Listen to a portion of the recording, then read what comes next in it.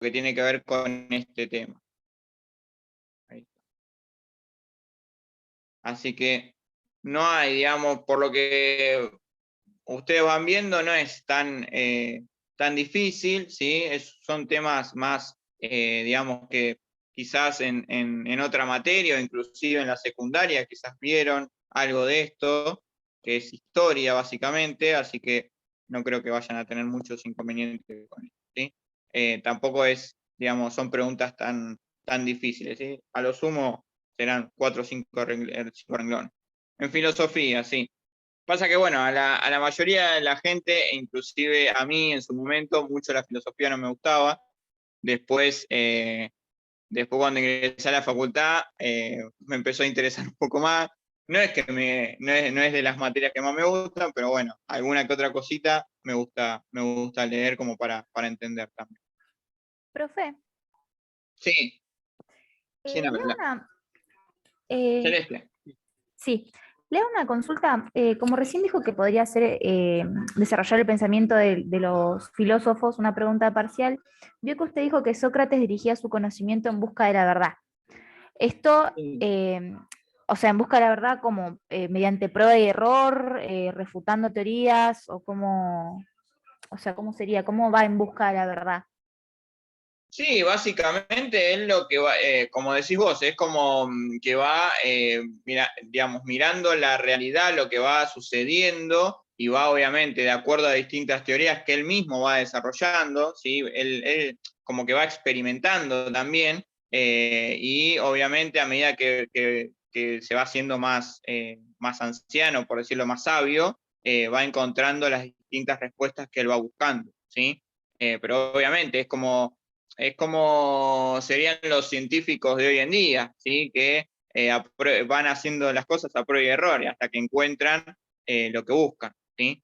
Por eso él buscaba la verdad, pero en este sentido tiene que ver más con lo que es más filosófico, ¿sí? No tanto con experimentos de química, por decirlo de alguna forma, sino más, digamos, de cómo se puede ir desarrollando la humanidad, qué es lo que está bien y lo que está mal, ¿sí? Porque, por ejemplo, por eso mismo los sofistas estaban en contra de él, ¿sí? Porque él lo que buscaba era decir, bueno, a ver, esto está bien, esto está mal, esto se tendría que hacer de otra manera para que todos puedan beneficiarse de alguna manera, ¿sí? Y no que solamente un puñado de personas, digamos, tenga los conocimientos cuando lo que él quería era que todo el mundo sepa todo, ¿sí?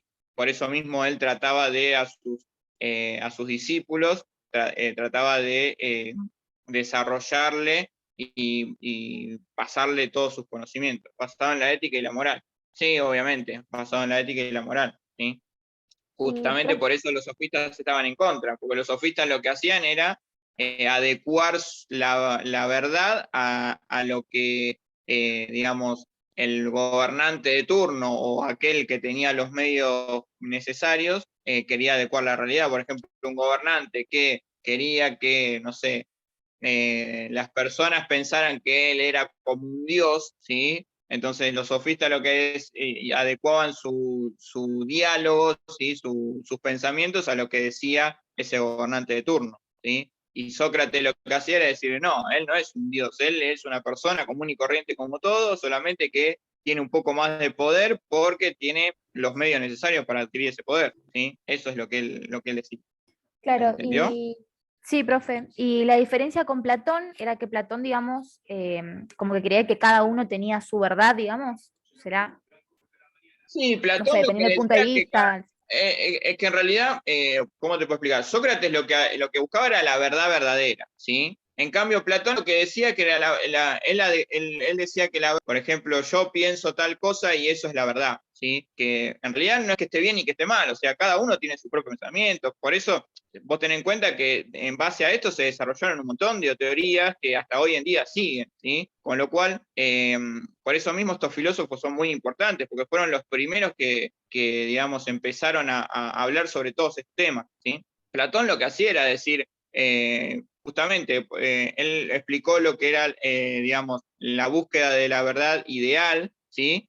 Con respecto a lo que tiene que ver, perdón, ahí justo está pasando mi gato, disculpen. él lo que decía era que, por ejemplo, en la alegoría de las cavernas, él lo que decía era justamente eso, que de acuerdo a lo que uno ve, es la realidad que uno tiene, ¿sí? Es decir, yo no, digamos, vos vas a ver la realidad de una forma y yo la voy a ver de otra, y yo voy a tomar como que mi realidad es la verdadera y vos vas a tomar como que tu realidad es la verdadera, ¿sí? Y no es que que mi realidad, que tu verdad sea distinta a la mía o que estemos tan, digamos, que sea única, ¿sí? Sino que hay distintas realidades de acuerdo al punto de vista del quien lo está mirando, digamos, pero todas son válidas, ¿sí? Sí, profe, perfecto. Ahora sí, gracias. No, no hay por qué, para eso estamos. Platón dio una teoría más realista, por así decirlo. En realidad no sé si más realista. En realidad, como comentaba recién, o sea, Platón lo que decía es que la realidad estaba en el mundo de las ideas, es decir, depende de lo que uno ve, ¿sí? No necesariamente, como te digo, eh, dos personas que se encuentran en un mismo lugar ven las cosas de distinta manera, ¿sí? Y no es que uno esté mal y el otro esté bien, sino que cada uno lo ve desde una perspectiva diferente, ¿sí? Por eso él lo que dice es que es un mundo ideal, porque depende la idea de cada uno, ¿sí? Platón, en cambio Sócrates lo que hacía era ver la verdad verdadera, ¿sí? O sea, era una verdad irrefutable, es decir, la verdad era esa, ¿sí? Más allá de que obviamente eso es lo que le trajo muchos inconvenientes con los sofistas, ¿sí? Que los sofistas eran un poco más, digamos, como se dice, vendepatria, por decirlo de alguna forma, no sé, o sea, adecuaban, se vendían al mejor postor, ¿sí? Sí, sí, Mauro, sí, exactamente. También depende también, pero bueno, esto por eso mismo, son teorías y son, digamos, pensamientos que se fueron desarrollando más durante todos los siglos, ¿sí? Inclusive, ahora, justamente ahora que estamos hablando de esto, siguen habiendo eh, muchas preguntas con respecto a esto, ¿sí? Que todavía quizás no hay respuestas, ¿sí? Pero por eso no es que uno esté mal y el otro esté bien, sino que, digamos, en base a lo que uno pensara, era la realidad, ¿sí? Obviamente que, a ver, tampoco es una cuestión de hacer como Sócrates, que era la verdad irrefutable, era la que él decía, ni tampoco como Platón, que decía que la verdad estaba en el mundo de las ideas, sino que es un poco de ambas, ¿sí? Son distintas teorías, pero que al mismo tiempo se complementan, ¿sí? Básicamente es eso. Igualmente, a ver, tampoco vamos a hacer un desarrollo tan filosófico, bueno, no es la idea de la materia, digamos, ¿sí? Básicamente tener una idea de más o menos cuál fue el pensamiento de cada uno. No se preocupen tampoco por haber las dudas existenciales, el ser o no ser y todas esas cosas, ¿no? Eso no se preocupen. O sea, la idea es que acá ustedes entiendan es que Sócrates desarrolló un pensamiento, Platón desarrolló otro y Aristóteles desarrolló otro, ¿sí? Todos buscando distintas verdades o distintas realidades, ¿sí? Espérenme un segundito que voy mirando el chat. ¿Platón desarrolló el pensamiento de Sócrates? No, Platón fue discípulo de Sócrates, pero no necesariamente desarrolló el pensamiento de Sócrates, sino que como Platón era una persona distinta a Sócrates, él desarrolló su propio pensamiento, ¿sí? No sé si Sócrates en su momento pensó algo igual que Platón. Yo entiendo que no, que en este caso Sócrates, digamos, desarrolló un pensamiento distinto y Platón tomó parte de lo que le enseñó Sócrates y desarrolló su propia teoría, por decirlo de alguna forma. ¿Sí? A ver, ¿qué otra pregunta que me habían hecho? Sócrates buscaba la verdad más general, puede ser. Quizás Platón era más individualista. Sí, puede ser que Platón hubiese sido más individualista. Eso, bueno, eso está más allá de lo que es, digamos, la materia, ¿sí? Ya les digo, esto es más, yo lo único que les voy comentando, les voy diciendo es cuál fue el pensamiento general de cada uno, ¿sí? O sea, cuáles eran las ideas que cada uno tenía. Después, todo lo que tiene que ver con la discusión filosófica, eso si ustedes quieren, después en algún momento lo haremos una clase especial para discutir de filosofía, pero en este caso, solamente lo importante acá es saber, digamos, cuál fue el pensamiento desarrollado por cada uno de estos filósofos que fueron tres de los filósofos más importantes de la historia, ¿sí? En todos lados, en la escuela, en la primaria, en la secundaria, en la universidad, en todos lados, vemos, digamos, el pensamiento de Platón, de Aristóteles y de Sócrates, ¿sí? Así que bueno, seguimos entonces, pues si no, no vamos a llegar, vamos a seguir con Aristóteles, ¿sí? Si tienen alguna duda, alguna otra consulta, me avisan, no hay problema, ¿sí? No tengan vergüenza, de última, o escriben en el chat o ponen el micrófono y me preguntan directamente, ¿sí? No hay drama. Bien, vamos ahora con Aristóteles. Vamos a decir que Aristóteles fue un filósofo, ¿sí? Nacido en Grecia, ¿sí? Y que junto con Platón fueron considerados los padres de la filosofía occidental. Obviamente las ideas tanto de Platón como de Aristóteles fueron ejerciendo mucha influencia, sobre todo en toda la historia de los países de Occidente, ¿sí? Obviamente por más de 2000 años, ¿sí? Piensen que esto fue antes de Cristo, con lo cual son más de 2000 años que se vienen desarrollando estas teorías, estos pensamientos tanto de Aristóteles como de Platón y de Sócrates también. En este caso, Aristóteles también busca describir y descifrar dónde está la realidad, ¿sí? Si está en el mundo de las ideas, si está en lo que uno ve, ¿sí? Y en este caso Aristóteles, a diferencia de Platón, acuérdense que Platón decía que la realidad estaba en el mundo de las ideas, Aristóteles establece que la verdad la podemos percibir día a día a través de nuestros sentidos, ¿sí? Con lo cual él, de alguna manera, complementaba cierta parte de lo que decía Aristóteles, de lo que decía Sócrates, y alguna parte, digamos, del pensamiento de Platón, ¿sí? Era como que el pensamiento de Aristóteles es un poco más tomar lo bueno de cada una de las teorías, ¿sí? Aristóteles definía al hombre como un son politicón. Ahí se los voy a poner en el chat. Son político. Es decir, que Aristóteles decía que el hombre era un animal social y político, ¿sí? Obviamente que, según lo que decía Aristóteles, era que el hombre por naturaleza es un animal social, ¿sí? Que necesita relacionarse,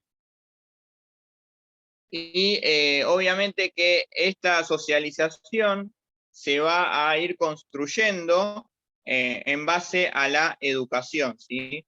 Eh, Obviamente que en base a la educación que tenga esa persona, va a ir desarrollando sus conocimientos, sus pensamientos, y obviamente va a ir desarrollando también su dimensión política, ¿sí? ¿Cuál va a ser, digamos, su injerencia en la vida política, ¿sí? En este caso, Aristóteles también se preocupó mucho por lo que tiene que ver con la naturaleza del ser humano, y es decir, por sus relaciones sociopolíticas, las relaciones sociopolíticas de las personas. Y que en este caso la persona o el ser humano se podía desarrollar plenamente en sociedad, ¿sí? Eh, es decir, que necesitaba vivir digamos, vivir con otras personas, ¿sí? Poder desarrollar su socialización. Y en este caso, la mejor manera de socializar también, él creía que era a través de la política. Obviamente que en estas organizaciones políticas, lo que él decía era que el hombre podía alcanzar los fines propios de la especie, ¿sí? Es decir, el bien comunitario, el bien general de toda la comunidad. Y por otra parte decía que todas aquellas personas que de alguna manera no podían o eran incapaces de vivir en sociedad, ¿sí? Eran porque o eran bestias o los consideraba dioses, es decir, que estaban en un plano superior a lo que es la humanidad, ¿sí? Entonces él decía que aquellos que no se podían desarrollar dentro de la sociedad o eran bestias, ¿sí? Animales que no tenían nada que ver con un ser humano, o eran dioses que estaban en otro plano superior a lo que es la humanidad, ¿sí? Que estaban más allá del alcance de la humanidad. El libro más importante que escribió Aristóteles fue La Ética Nicomaquea. Ahí se los escribo en el chat.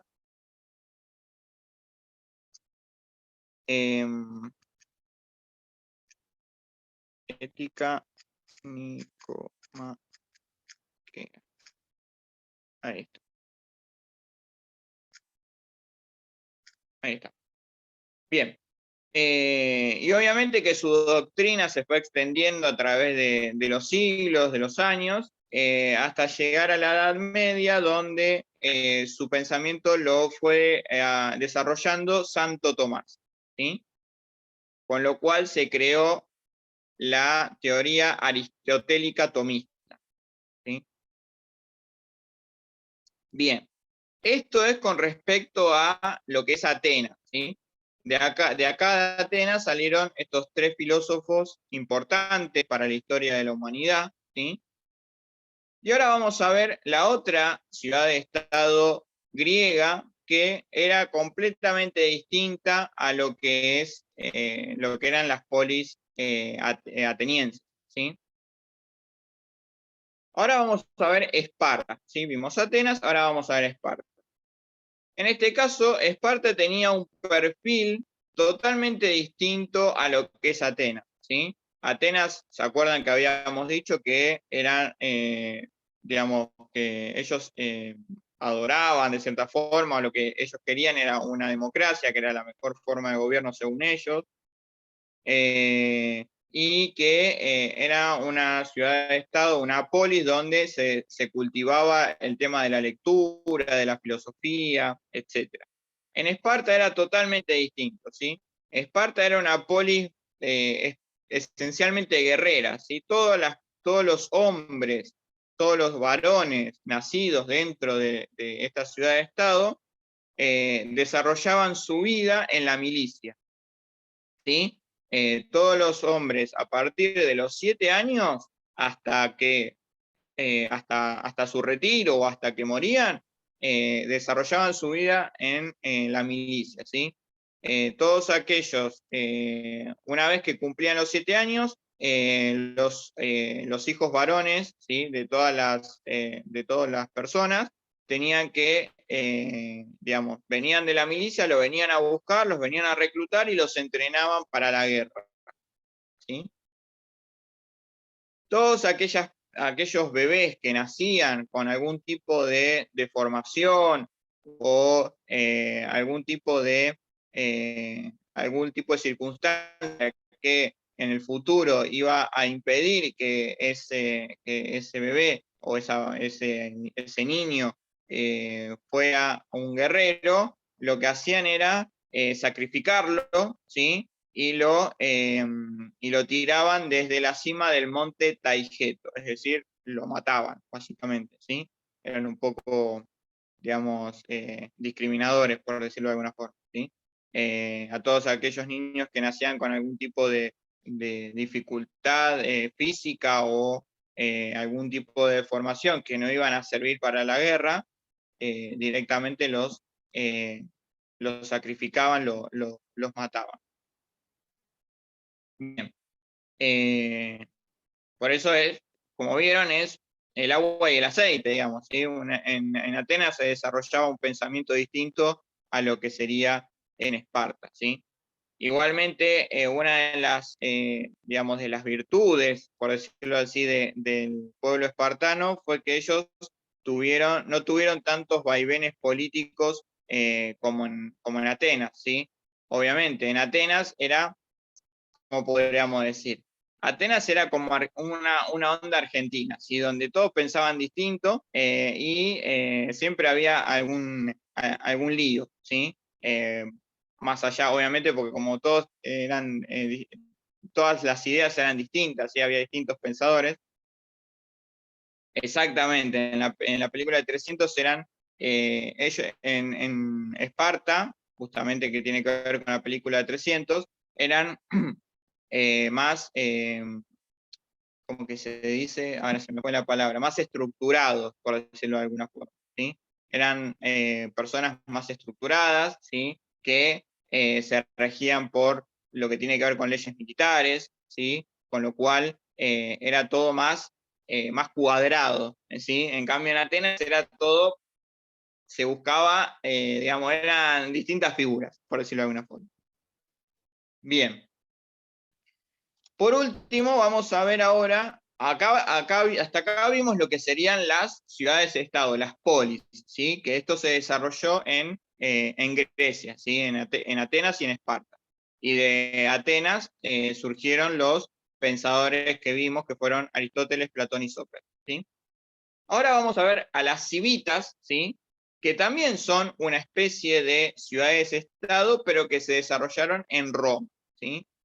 Tengan en cuenta que Roma fue una de las civilizaciones más importantes de la historia de la humanidad, ¿sí? Incluso quizás no más que Grecia, pero al mismo nivel.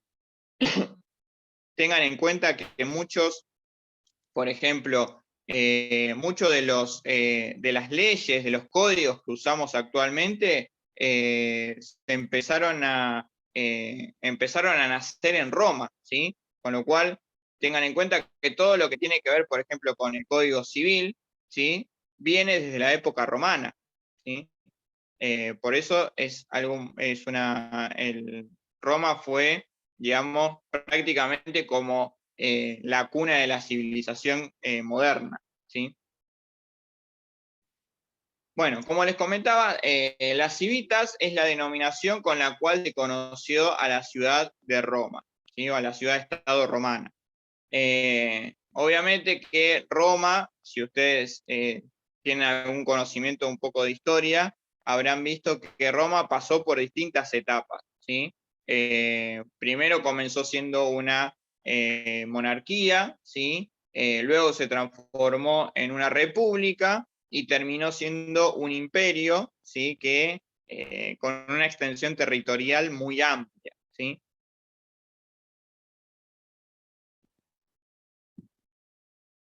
Que inclusive esto lo que produjo fue que en algún momento el Imperio Romano se tenga que dividir en Oriente y Occidente para poder gobernarlo, porque era tan amplio la extensión territorial que tenía, tantos fueron los territorios que el Imperio Romano fue conquistando, que se hacía muy difícil poder controlar todo, ¿sí?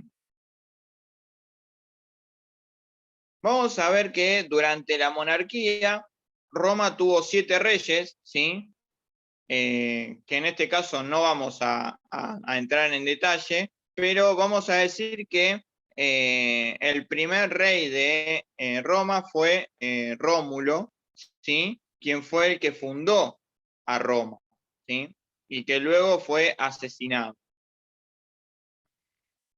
Luego de digamos, pasado cierto tiempo, cierta cantidad de años, siglos, ¿sí? Desde la concepción o desde el nacimiento de Roma como una monarquía, a medida que fue pasando el tiempo, eh, Roma fue, digamos, obviamente los ciudadanos romanos fueron cambiando sus pensamientos, ¿sí? De acuerdo a la realidad que vivían, y se fue transformando de a poco esa monarquía en una república, ¿sí? La palabra república viene del latín res publica, que significa cosa de todos, ¿sí? Durante la República Romana es la etapa donde se comienzan a desarrollar más ampliamente lo que tiene que ver con las instituciones jurídicas, que obviamente perduran hasta el día de hoy. ¿Qué quiere decir esto? Durante la época de la República Romana, lo que se hizo fue comenzar con lo que tiene que ver con la codificación de las leyes, ¿sí? Hasta ese momento, los gobernantes emitían leyes, pero eran tantas las leyes que emitían y de tantos diversos temas, ¿sí? Que con el tiempo se iban perdiendo, ¿sí? Cómo se podían aplicar esas leyes. Entonces, durante la época de la República Romana, lo que se hizo fue tomar todas esas leyes y ordenarlas en distintos códigos, ¿sí? O codificarlas de distinta manera. Por ejemplo, todas las leyes que tenían que ver con la parte ciudadana, ¿sí? Con lo civil, se transformó en lo que se conoce como el Código Civil. Todas las leyes que tenían que ver con, por ejemplo, el comercio, se codificaron en un código que fue el Código de Comercio, ¿sí? Que fue la base de lo que hoy conocemos como el Código de Comercio, el Código Civil, el Código Penal, etc. ¿Sí? Esto lo que trajo muchos beneficios, ¿sí? Obviamente a Roma, a la República Romana, porque de esta manera Roma se pudo desarrollar de mejor manera, ¿sí? Obviamente, teniendo todo en orden, ¿sí? Después es mucho más fácil de controlar y también es mucho más fácil de gestionar, ¿sí? Durante esta época, ¿sí? De la República, tengan en cuenta que la República duró muchísimos años, siglos, que existieron muchas magistraturas, o lo que hoy se conocerían como cargos políticos, por decirlo de alguna forma, ¿sí? Por ejemplo, una magistratura que perduró durante toda la historia de Roma, tanto en la monarquía, en la república y en el imperio, fue el Senado, ¿sí? El Senado era una de las magistraturas más importantes de la República Romana. Después estaban los comicios, ¿sí? Que también eran comicios centuriados o comicios, ahora no me olvidé, curiados o centuriados, ¿sí? Que dependía, los curiados dependía, digamos, la capacidad económica que tenían las personas, y los centuriados eran, digamos, dependiendo del lugar donde habitaban, ¿sí? Es decir, de la zona en que habitaban. Bueno, después teníamos lo que serían las asambleas de ciudadanos, etc. ¿Sí? Todas estas eran las magistraturas, ¿sí?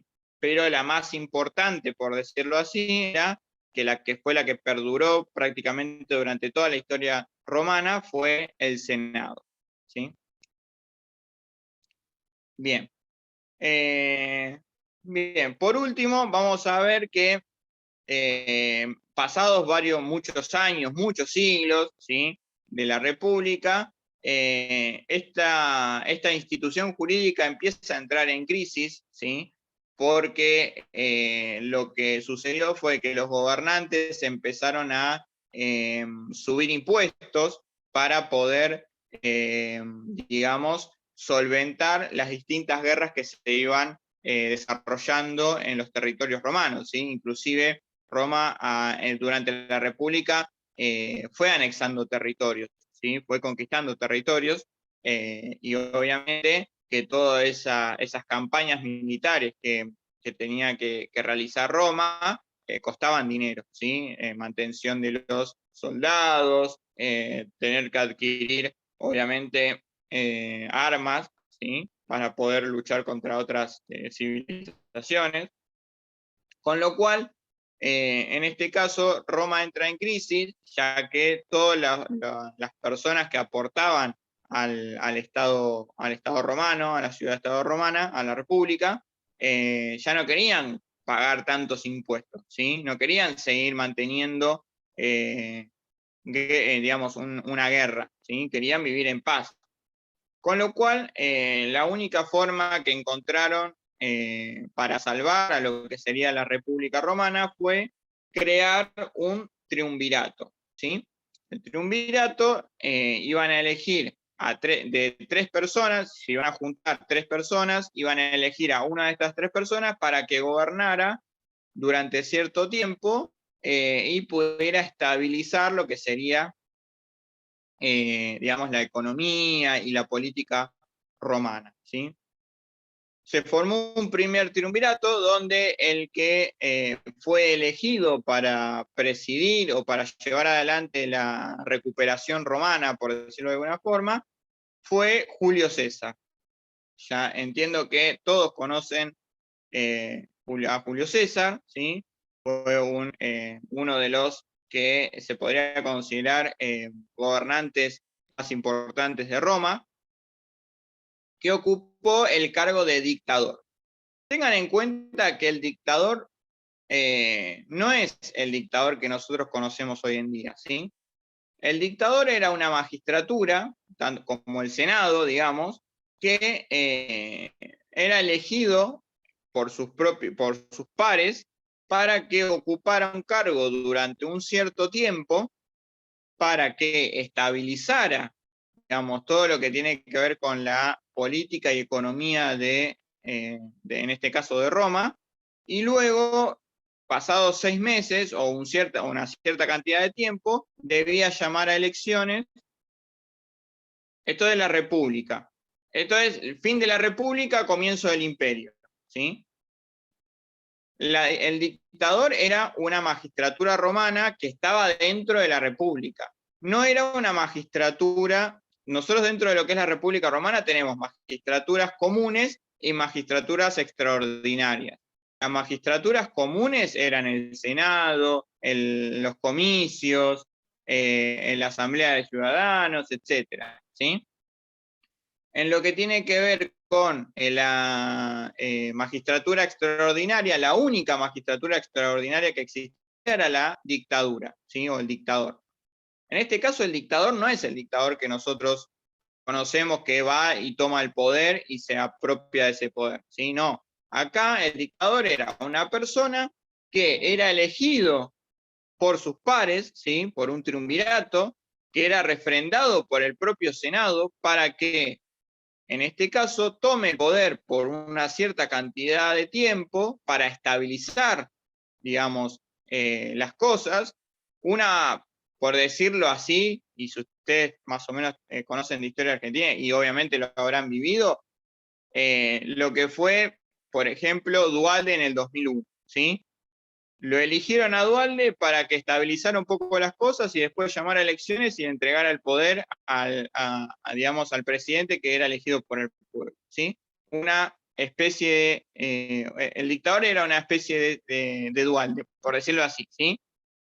Entonces, el dictador lo que hacía era tomar el poder que se lo entregaba el propio Senado, ¿sí? Durante un cierto tiempo, para estabilizar todo, y luego tenía que llamar a elecciones para que el pueblo votara a sus nuevos representantes, ¿sí? ¿Qué pasó? Julio César fue asesinado, ¿sí? Entonces, se reúne un segundo triunvirato, ¿sí? Donde al que eligen como gobernante o como dictador es Octavio. Octavio, ahora cuando se termine, ingresamos de nuevo con el mismo ID y contraseña.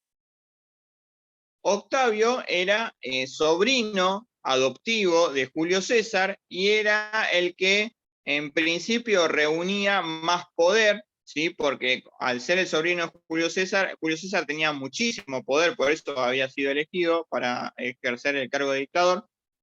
Una vez